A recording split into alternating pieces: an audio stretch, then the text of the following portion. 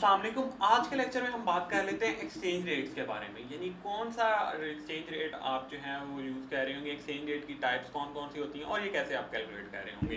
तो exchange rate की types हम सबसे पहले देख लेते हैं, यानी एक्सचेंज रेट कौन कौन से आ रहे होते हैं। आप कह सकते हैं कि रेट्स के बारे में हम अगर देखें, रेट्स की टाइप देख रहे हो तो उसमें एक्सचेंज रेट आ रहा होगा, स्पॉट रेट आ रहा होगा, क्लोजिंग रेट आ रहा होगा और एक्सचेंज डिफरेंस रेट आ रहा होगा। तो इसको डिस्कस करते हैं क्या क्या है, ईच को सेपरेट सेपरेट।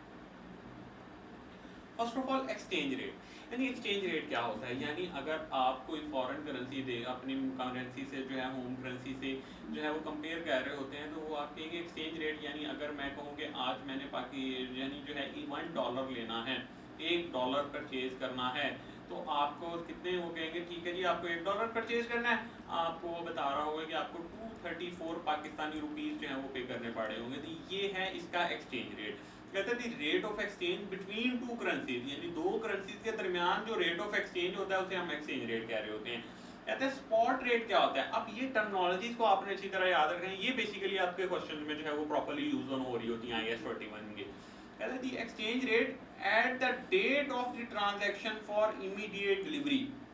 एक्सचेंज रेट यानी जो एक तो एक्सचेंज रेट ये वो रेट होता है जो at the date of transaction for immediate delivery के वक्त जो होता है रेट डिफरेंट होता है। लेट्स सपोज यानी आप एक हफ्ते पहले देख रहे हैं, जब आप ऑर्डर बुक कराना अभी देख रहे थे, सर्च आउट कर रहे थे, तब रेट कुछ हो, और जब आप एक्चुअली जब उसको डेट ऑफ ट्रांजैक्शन कर रहे हैं, जब उसको पेमेंट कर रहे हैं, इमीडिएट डिलीवरी करिए, तो उस वक्त रेट जो होगा वो स्पॉट रेट होता है। फिर क्लोजिंग रेट, कहते हैं spot exchange rate at the end of the reporting period, यानी जो आपके end of the reporting period पे रेट होगा। यानी डॉलर पहले 110 का था, अगर आप at the end of the reporting period पे 250 पे हो जाता है, यानी 110 और 250 में डिफरेंस इतना आ जाता है, तो वो क्या होगा आपका क्लोजिंग रेट आ रहा होगा। एक्सचेंज डिफरेंस क्या होता है, कहता है difference resulting from the translating a given number of units of one currency into another currency at different exchange rates। यानी एक दफा एक टाइम पे उसका रेट 250 था, फिर वो 230 पे आ गया, फिर 210 पे आया, तो इन तीनों में डिफरेंस आ रहा होगा, उसे आप कह रहे होते हैं exchange difference at certain times. अब हम डायरेक्ट और इनडायरेक्ट कोड के बारे में देख लेते हैं कि ये क्या है। अब डायरेक्ट और इनडायरेक्ट कोड कहते हैं कि there are two ways in which exchange rates are quoted in market. अब यहाँ पे आप एक्सचेंज रेट कोड कैसे किए जा रहे होते हैं मार्केट में, हम उसके बारे में देख रहे होंगे। कहते हैं direct code and indirect code, दो मेथड होते हैं कि मार्केट में रेट कोड किए जा रहे होते हैं।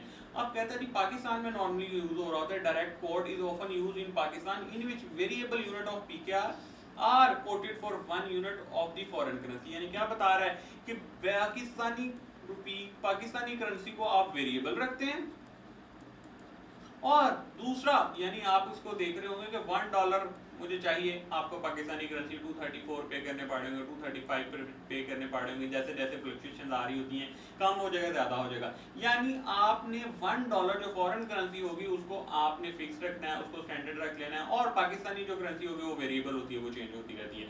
अब डायरेक्ट कोड और इनडायरेक्ट कोड के कुछ फार्मूलाज हैं, इनको आपने अच्छी तरह देख लेना है। कहते हैं PKR Pakistani currency is equal to foreign currency unit multiply by exchange rate. यानी क्या, फॉरेन करेंसी यूनिट्स आप कितने ले रहे हैं, अगर आप $10 परचेज कर रहे हैं तो एक्सचेंज रेट उसका क्या है, आपको उसने कहा जी आपका 250 एक्सचेंज रेट है, तो आपको कितना यहाँ पे हुआ, आपको 2500 जो है वो पाकिस्तानी करेंसी जो है वो पे करनी पड़ी होगी।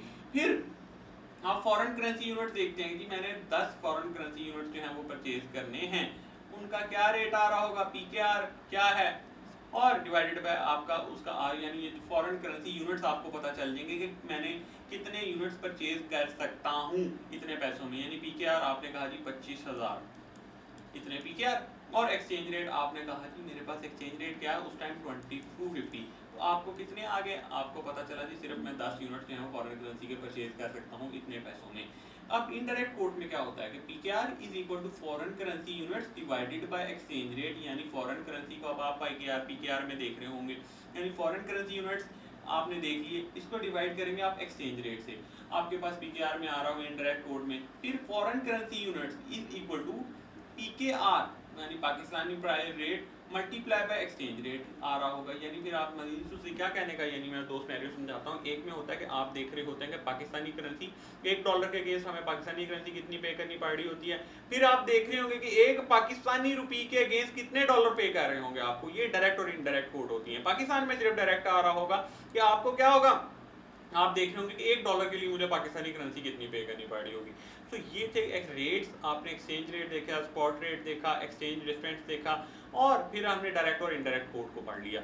होप सो आपको क्वेश्चन समझ आए होंगे। अब हम नेक्स्ट जो है थोड़ा सा कॉम्प्लिकेटेड जो है उसकी तरफ जा रहे होंगे, जिसमें आप एक ही कॉन्सेप्ट है, और उसके बाद हम फिर कॉम्प्रिहेंसिव क्वेश्चन की तरफ जाएंगे। एक बड़ा छोटा सा स्टैंडर्ड है और इसमें से क्वेश्चन आई मोस्टली पूछ भी लेता होता है, तो इसको अच्छी तरह साथ साथ देखते जाएं। कोई भी कंफ्यूजन हो आप मेरे साथ कम्युनिकेट कर सकते हैं। थैंक यू एंड अल्लाह हाफिज़।